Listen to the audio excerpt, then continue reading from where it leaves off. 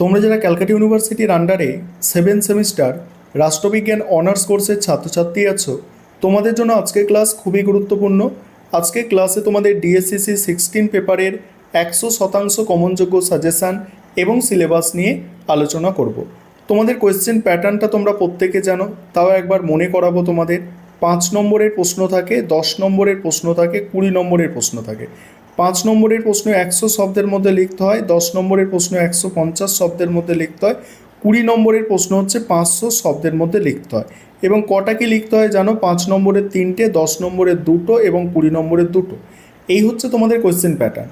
এবারে দেখো তোমাদের 20 নম্বরের যেসব প্রশ্ন আছে, দেখো 20 নম্বরের জন্য যে প্রশ্নগুলো তৈরি করবে মডিউল 1 থেকে। দেখো প্রথম প্রশ্ন, ভারতের শাসন ব্যবস্থার গতি প্রকৃতি বিশ্লেষণ করো।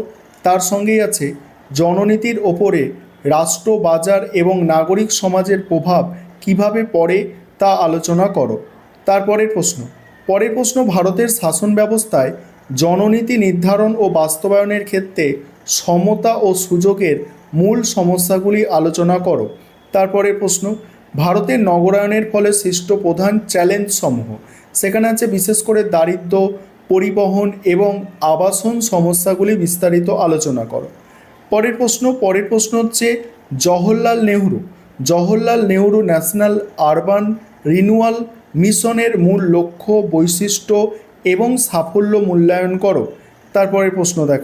তারপরের প্রশ্ন আছে যে ভারতে গ্রামীণ অনগ্রসরতা এবং গ্রামীণ দারিদ্র্যের প্রধান কারণগুলি বিশ্লেষণ করো। এই সমস্যার সমাধানে রাষ্ট্রীয় কৌশলগুলি কতটা কার্যকর।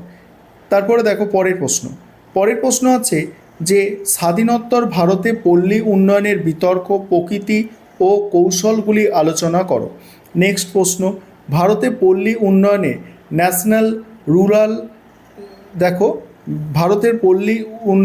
ন্যাশনাল রুরাল লাইভলিহুড মিশন বা জাতীয় গ্রামীণ জীবিকা মিশনের লক্ষ্য, পরিধি এবং বৈশিষ্ট্যগুলি সংক্ষেপে মূল্যায়ন করো। পরের প্রশ্ন হচ্ছে নগরায়ন সংক্রান্ত ন্যাশনাল কমিশন অফ আরবানাইজেশন এর সুপারিশগুলি এবং তার প্রাসঙ্গিকতা আলোচনা করো। মডিউল 2 থেকে আছে 1940-এর দশকের শেষ ভাগ থেকে বর্তমান পর্যন্ত ভারতের জনস্বাস্থ্য নীতির বিবর্তন আলোচনা করো। এক্ষেত্রে গুরুত্বপূর্ণ কমিটিগুলি ভূমিকা কী ছিল। তারপরে আছে ভারতের জাতীয় স্বাস্থ্য নীতি এর প্রধান লক্ষ্য ও বৈশিষ্ট্যগুলি বিশ্লেষণ করো। ভারতের স্বাস্থ্যক্ষেত্রে বেসরকারীকরণের প্রভাব কতটা। পরের প্রশ্ন আছে স্বাধীনোত্তর কাল থেকে বর্তমান পর্যন্ত ভারতে উচ্চশিক্ষানীতির বিবর্তন এবং বিভিন্ন কমিশন বা কমিটির ভূমিকা মূল্যায়ন করো। পরের প্রশ্ন দেখো, একটি কেস স্টাডি হিসাবে ভারতের জাতীয় শিক্ষানীতি 2020 এর মূল বৈশিষ্ট্য, লক্ষ্য এবং একটি সংক্ষিপ্ত মূল্যায়ন উপস্থাপন করো। নেক্সট, ভারতে ডিজিটাল গভর্নেন্স বা বৈদ্যুতিন শাসন নীতির প্রধান লক্ষ্যগুলি কী কী। জাতীয় গভর্নেন্সের পরিকল্পনার একটি সমালোচনামূলক মূল্যায়ন করো। তারপরের প্রশ্ন, ভারতে অনলাইন শাসন ব্যবস্থার প্রধান চ্যালেঞ্জসমূহ, বিশেষ করে ডিজিটাল বৈষম্য এবং নজরদারি ও ব্যক্তিগত গোপনীয়তার সমস্যাগুলি বিশ্লেষণ করো। পরের প্রশ্ন হচ্ছে ভারতের উচ্চশিক্ষায় বেসরকারীকরণের প্রভাবগুলি সমালোচনামূলক দৃষ্টিভঙ্গিতে বিশ্লেষণ করো।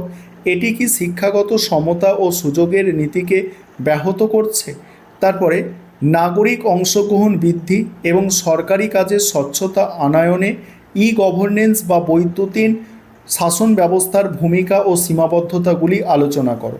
এবার 5-10 নম্বরের প্রশ্ন দেখে নাও।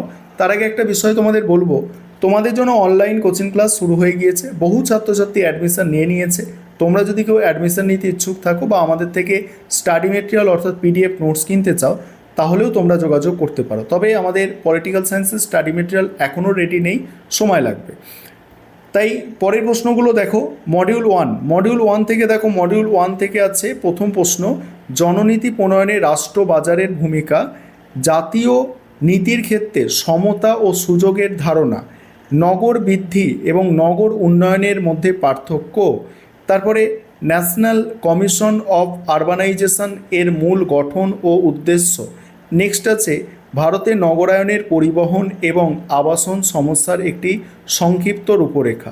পরের প্রশ্ন আছে Jawaharlal Nehru national urban renewal এর মিশন এর প্রধান লক্ষ্য। নেক্সট আছে ভারতে গ্রামীণ দারিদ্র্যের প্রধান কারণগুলি কী কী। পল্লী উন্নয়নের প্রধান কৌশলসমূহ। রুরাল দেখো লাইভলিহুড মিশন বা গ্রামীণ জীবিকা মিশনের প্রধান বৈশিষ্ট্য। তারপরে আছে স্বাধীনোত্তর ভারতের জননীতির বিবর্তনে নাগরিক সমাজের ভূমিকা। পরে দেখো মডিউল 2 থেকে জাতীয় স্বাস্থ্যনীতি 2017 এর প্রধান লক্ষ্য। জনস্বাস্থ্য বেসরকারীকরণের ইতিবাচক ও নেতিবাচক দিক। নেক্সট ভারতের উচ্চশিক্ষা নীতির বিবর্তনের যে কোনো দুটি গুরুত্বপূর্ণ কমিটির সুপারিশ। নেক্সট জাতীয় শিক্ষানীতি 2022 এর মূল রূপকল্প বা ভিশন।